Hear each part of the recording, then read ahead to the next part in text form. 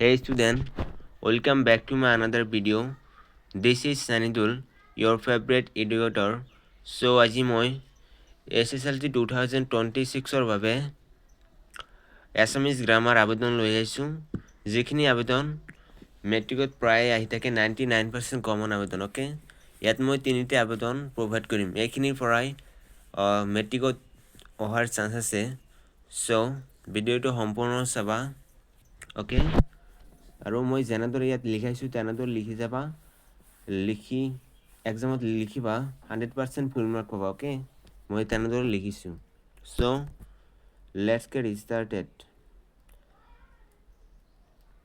so ফাৰ্ষ্টৰ যিটো আবেদন হয় এইটো কি যে অৰ্থ ছুটি বিচাৰি আবেদন ওকে অৰ্থ ছুটি বিচাৰি আবেদন এইটো ওকে তো কেনেকৈ লিখিবা ফাৰ্ষ্টত লিখিবা প্ৰতি দেন মাননীয় অধ্যক্ষ মহোদয় ক উচ্চতৰ মাধ্যমিক বিদ্যালয় আৰু তাৰিখটো যিদিনা তোমালোকৰ অসমীয়া পৰীক্ষা থাকিব সেইদিনাৰ তাৰিখ দিবা ওকে এই তাৰিখটো নিদিবা ওকে যিদিনা এছামিছৰ পৰীক্ষা থাকিব সেইদিনৰ তাৰিখটো ইয়াত দিবা ওকে বুজিলা ইয়াত যেনেদৰে লিখিছোঁ তেনেদৰে লিখিবা ফুল মাৰ্ক পাই যাবা ওকে নেক্সট কি দিবা নেক্সট আমাৰ বিষয়টোতো থাকিবই নেক্সট আমাৰ বিষয়টো থাকিব দেন বিষয় তলত মহাশয় এনেদৰে লিখি যাবা সন্মানপূৰ্বক বিনোদন নিবেদন এই যে এনেদৰে লিখি যাবা ওকে ফুল মাৰ্ক পাই যাবা যেনেদৰে লিখিছোঁ তেনেদৰে লিখি যাবা ফুল মাৰ্ক পাই যাবা ওকে তাৰপিছত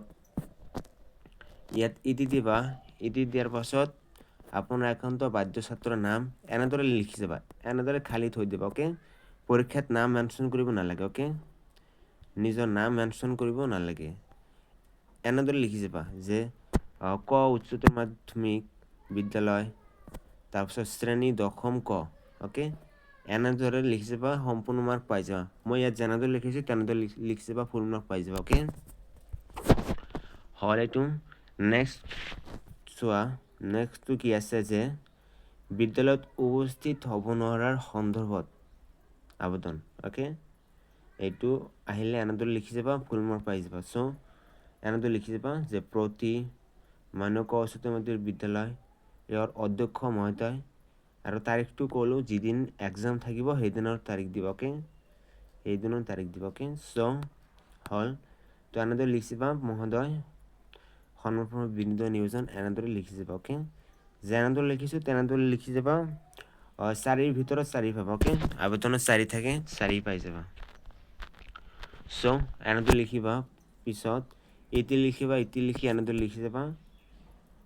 ওকে এনেদৰে লিখাৰ পাছত ইয়াত চোৱা অভিভাৱকৰ স্বাক্ষৰ ইয়াত অস্পষ্ট এনেদৰে লিখি যাবা ফুল মাৰ্ক পাই যাবা ওকে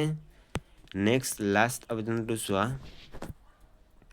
লাষ্ট আবেদনটো হ'ল যে আকস্মিক বক্তৃতা অনুষ্ঠিত কৰাৰ বাবে অনুমতি বিচাৰে আবেদন ওকে এইটো বহুত ইম্পৰ্টেণ্ট হয় এইটো অহা মেট্ৰিক পৰীক্ষাত ওকে চ' এইটো ভালদৰে ষ্টাডি কৰি যাব ওকে তো কেনেকৈ লিখিবা যে প্ৰতি লিখিবা ওকে প্ৰতি লিখিবা যে মাননীয় ক উচ্চতৰ মাধ্যমিক বিদ্যালয়ৰ অধ্যক্ষ মহোদয় তাৰিখ লিখিবা বিষয় লিখিবা দেন মহাশয় লিখিবা এনেদৰে লিখি যাবা ওকে ওকে ইয়াত চোৱা ইয়াত যি খালী ঠাই আছে ইয়াত যিদিনা তোমালোকৰ এক্সাম থাকিব তাৰ কেইদিনমান আগৰ ডেট দিবা ওকে তাৰ কেইদিনমান আগৰ তাৰিখটো দিবা ওকে আৰু এই তাৰিখটোতো যিদিনা এক্সাম থাকিব সেইদিনা তাৰিখ দিবা ওকে এই তাৰিখটো যিদিনা এক্সাম থাকিব সেইদিনা তাৰিখ দিবা আৰু ইয়াত যিটো খালী ঠাই আছে ইয়াত যিদিনা পৰীক্ষা থাকিব তাৰ কেইদিনমানৰ আগৰ ডেট ইয়াত বহুৱাবা ওকে চ' হ'ল তো এনেদৰে ইটি লিখি দিবা ইটি লিখিবা আপোনাৰ একাউণ্ট বাধ্য নাম লিখিব নালাগে ওকে চ' সম্পাদক সাংস্কৃতিক বিভাগ ক উচ্চতৰ মাধ্যমিক বিদ্যালয় ওকে মই যেনেদৰে লিখিছোঁ তেনেদৰে লিখি যাবা সম্পূৰ্ণ মাৰ্ক পাই যাবা ওকে চ' কি আছিল ফাৰ্ষ্টটো আছিল অৰ্থ ছুটি বিচাৰি আবেদন ওকে ফাৰ্ষ্টটো অৰ্থ ছুটি বিচাৰি আবেদন